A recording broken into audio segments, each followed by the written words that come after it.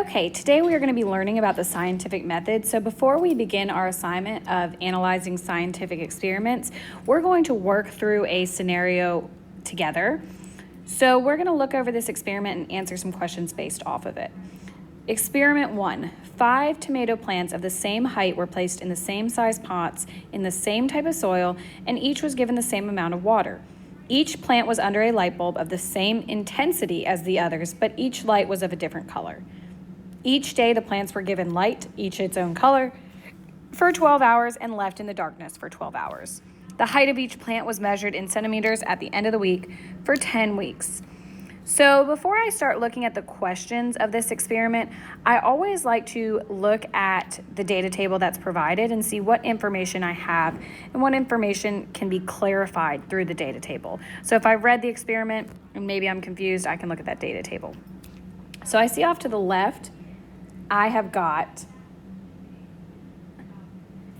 my colors, yellow, green, blue, purple, red. And I can recall that they told us in the beginning in our reading that there were 5 tomato plants. And whoops, that was supposed to be a highlighter. Let's try that again.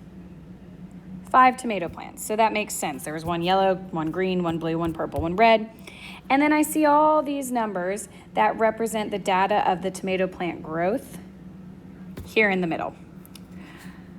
So the first thing it asks me is what question is tested by this experiment? So really what I want to understand is what are they trying to figure out? What is the overall goal of this experiment? And I know it's got something to do with color and it's got something to do with growth. So really the question is something along the lines of how does light color affect plant growth? It could be worded slightly differently, but that's the general understanding. We want to understand how the changing light color affects plant growth. So now I need to write a hypothesis. And again, it reminds us that a hypothesis should be an if, then, because statement. So if this happens, then this will happen. So your hypothesis could be if plants are exposed to different colors of light, then they will grow at different rates because of the different light absorption. And again, you could be more specific if you wanted to go ahead and take your hypothesis for, say, a specific color.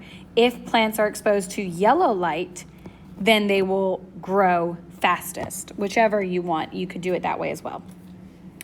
So now we're going to look at the independent variable. So remember, in any experimental design, the independent variable is the manipulated variable. Remember, we have dry, mix, dependent variable is our responding variable, also our outcome. And it goes on the y-axis. Mix, our manipulated variable, is our independent variable, so what the experimenter is manipulating or changing, and that's going to go on our x-axis. All right, so in this case, the independent variable is going to be the light color.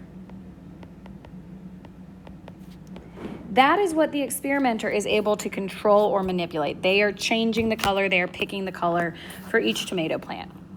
The dependent variable is going to be the outcome that we are measuring, the responding variable. In this case, it would be the plant growth. And if you wanted to be specific, you could say in, I believe it was in centimeters, okay? Plant growth in centimeters. And that's one of those examples of quantitative data. Remember that quantitative, and I'm going to write that word over off to the side.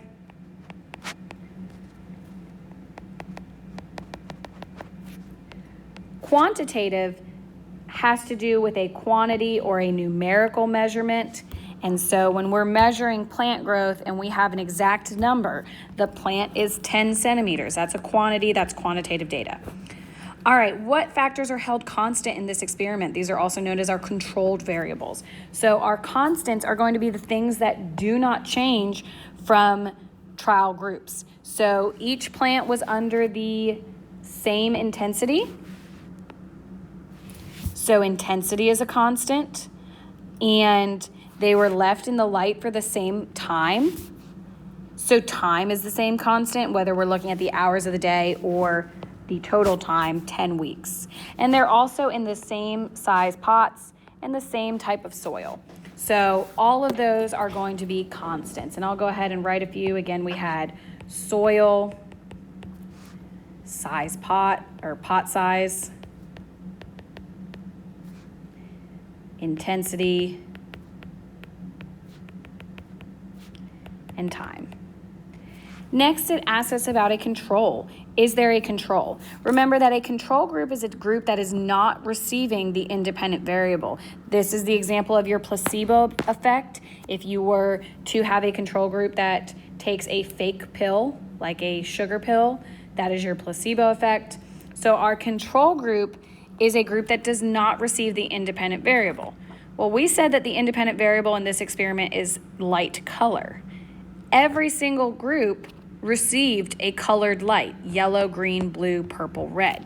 So they did not have a control group in this experiment. If we wanted to have a control group, they could have had a plant that was exposed to a plain white light with no color, and that would serve as the control group. Lastly, it asks us to look at the conclusion, strengths, and weaknesses. So I could draw a couple different conclusions. I could look at the conclusions of which plant grew the most. And so right here I see that yellow and red grew the most. So I could write the conclusion, plants exposed to yellow and red light grew the greatest during the 10 weeks. I could also look at this green plant that is at 0 at the end. So the plant that was exposed to green light actually died. It actually decreased in plant height. So that plant died. You could say plant exposed to green light did not do as well. Strengths of this experiment. They did a good job making sure the experiment is a testable question with results that can be measured. Again, we can measure the centimeters that the plants grow. So they did a good job with that. Weaknesses, we talked about the idea that they didn't have a control group, and also they had a very small sample size. So they only tested 5 plants. In a good experiment, you want to have as large of a sample size as possible. So ideally, you would have more than just 1 plant of each color. Maybe you would have 10 plants exposed to yellow light, 10 exposed to green, 10 to blue, 10 to purple, 10 to red, and then again 10 to white as our control group. So those are some strengths and weaknesses. Now that we have gone over this example of how to break down a scientific experiment, you will be attempting to identify variables on your own for the